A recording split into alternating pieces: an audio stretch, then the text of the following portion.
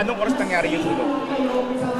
Di ko na po napansin yung oras, siguro mga turning 9. Parang turning 9 Anong po. ginagawa niyo ng oras na yun?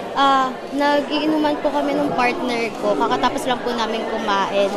Then, after po nun, nag-inuman po kami sa sala namin. Then, sabi ko po dun sa partner ko, parang may amoy sunog. Tapos, umakyat po ako sa third floor namin.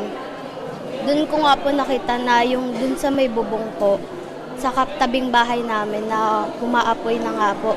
Ang bilis pong kumalat nun, hanggang doon umabot na po siya sa hagdanan namin kasi katabi po nun is hagdanan na namin pababa. Tapos sabi ng partner ko, tinulak niya na ako pababa kasi nga sabi niya umaapoy na. Tapos nung may kukunin na ako sa kwarto namin na gamit sana namin na para maibaba, wala na po kami nakuha. Phone ko na lang po yung nahugot ko, tapos tumakbo na po kami palabas. Nanginginig pa nga po ako nun kasi parang sobrang trauma po talaga kasi wala po talaga kaming makuwang gamit. Kasi syempre bagong partner ko pa lang po, ang dami na namin napundar, wala po talaga kami nakuwang gamit.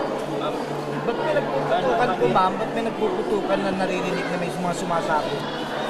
Siguro sa kuryente po. Sa kuryente po yun kasi wala na po nakapag-turn off ng mga kuryente na po. Kaya ang bilis na pong kumalat kasi usually puro yung dingding nga po is kahoy. Kaya mabilis po talaga Hindi siya. napagitan lang sa bahay. Opo. I'm sorry gano'n kahirap sa inyo ngayon, bago lang pa naman magsuruan. Wala po kami magawa eh. Sobrang nakakatrauma po kasi syempre magbabagong taon po. Saan po kami neto? Wala po kami mapuntahan.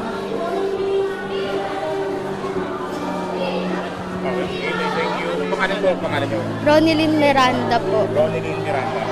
Opo. Ronilyn? Ronilyn Miranda po.